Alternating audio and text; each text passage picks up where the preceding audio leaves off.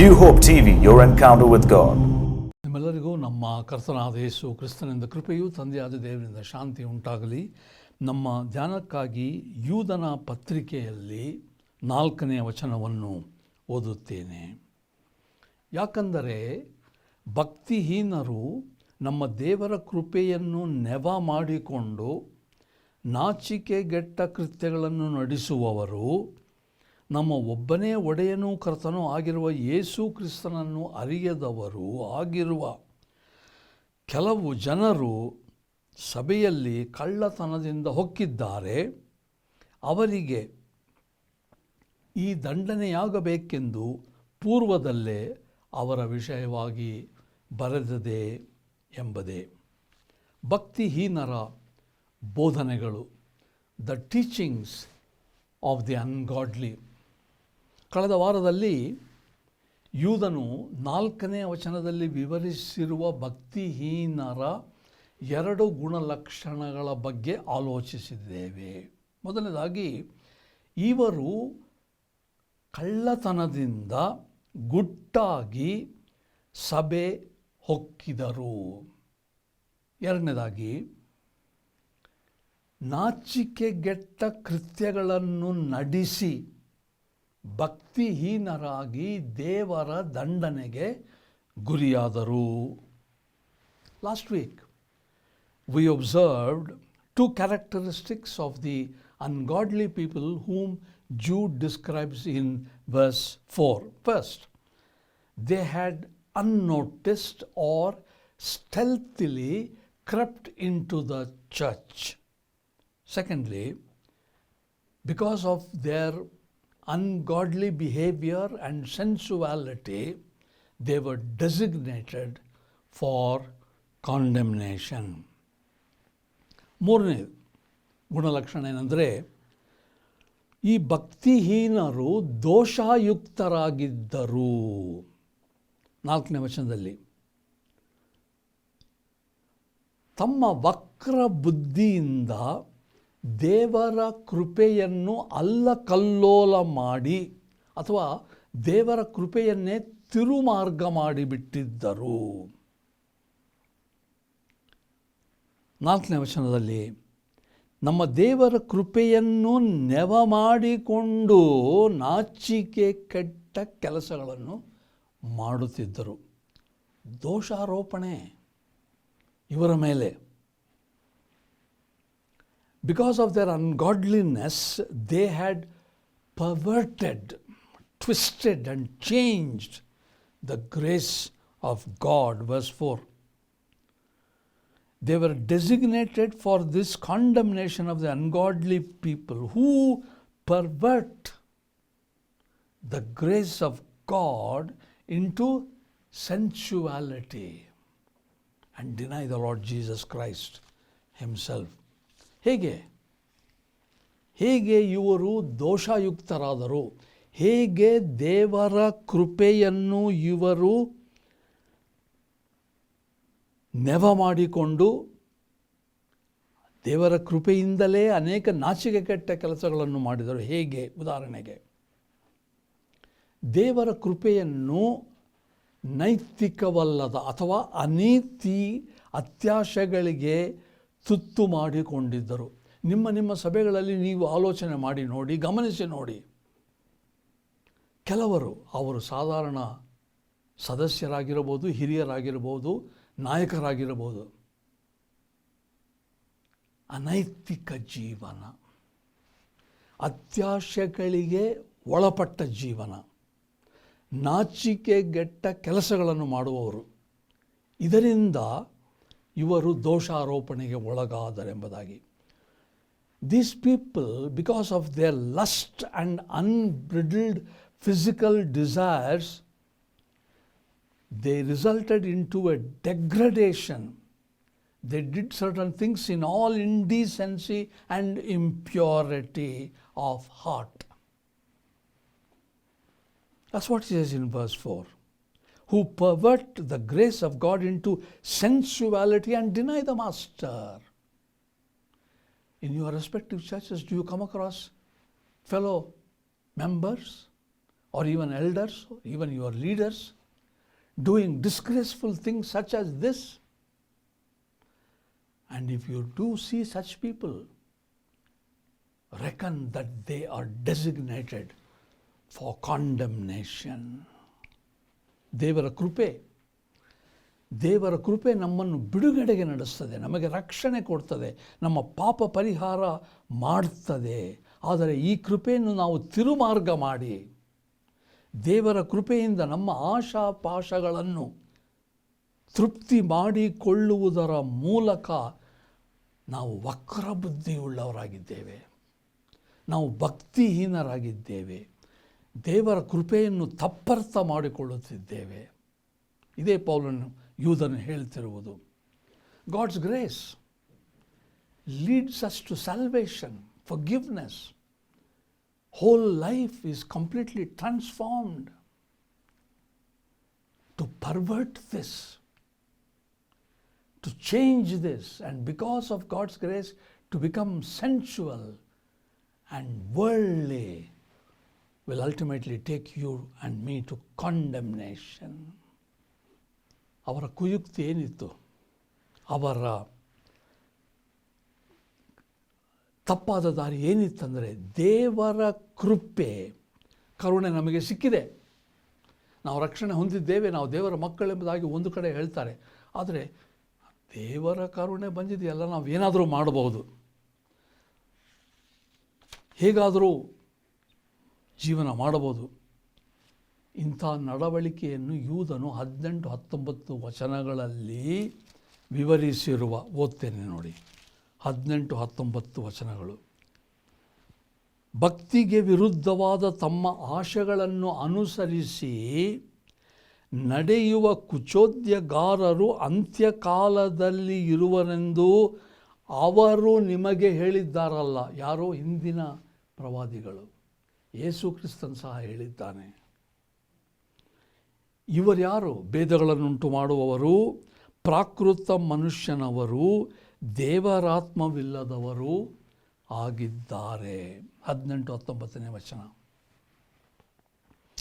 ಇವರ ತಿಳುವಳಿಕೆ ಏನಿತ್ತಂದರೆ ನೋಡಿ, ದೇಹ ಒಂದು, ಆತ್ಮ ಮತ್ತೊಂದು.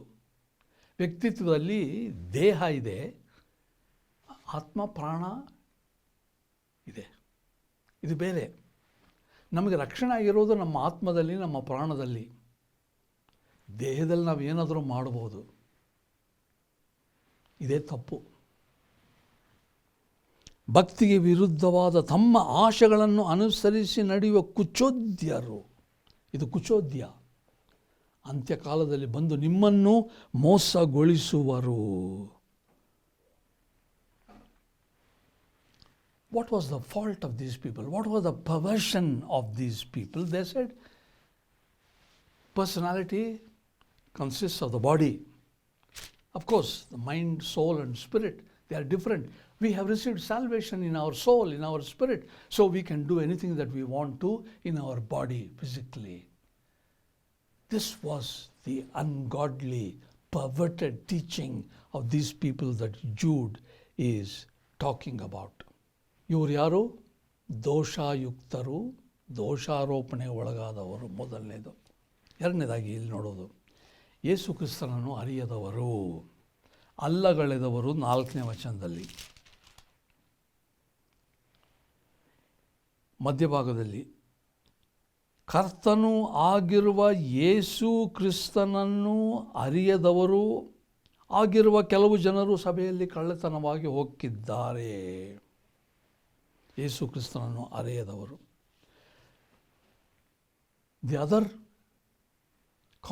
The criticism of Jude is about these people. They deny our Lord and Master Jesus Christ. Verse 4 at the end. And deny our only Master and Lord Jesus Christ. This was their fault. When they deny the Master Jesus Christ, they virtually deny God himself. ಯೇಸು ಕ್ರಿಸ್ತನನ್ನು ಅವರು ಅಲ್ಲಗಳೆದ ಮೇಲೆ ದೇವರನ್ನೇ ಅಲ್ಲಗಳೆದಂತಲ್ಲವೇ ಖಂಡಿತ. ಇದೇ ಅವರ ತಪ್ಪು ಬೋಧನೆ.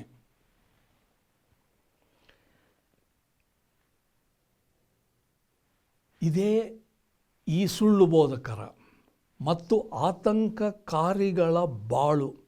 ಇದಕ್ಕೆ ಯೂದನಿಗೆ ಕಾಳಜಿ ಆಗಿತ್ತು. ಯೋಹಾನ 1:22 1 ಯೋಹಾನ 2:22 ನಾವು ಏನು ಓದ್ತೇವೆ ಅಂದರೆ,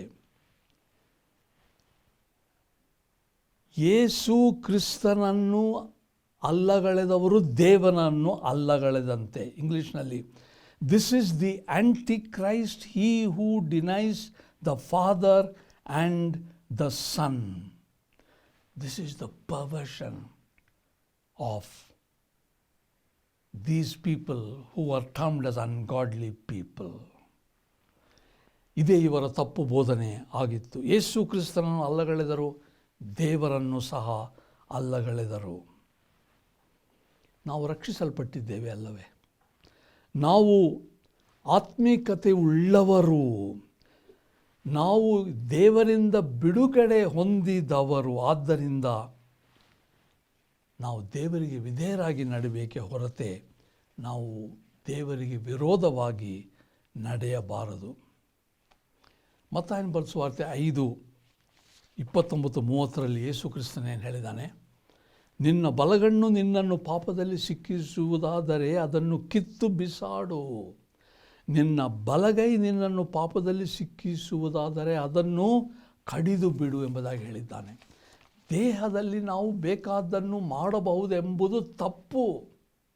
ಯೇಸು ಕ್ರಿಸ್ತನು ಮತ್ತು ಹಿಂದಿನ ಪ್ರವಾದಿಗಳು ಸಹ ಅದನ್ನು ಹೇಳಿದ್ದಾರೆ. They said we are saved and we can do what we want to do. Saved in the spirit and soul, but we do what we want in the body. No. Did not Jesus say in Matthew 5:29 and 30, if your eye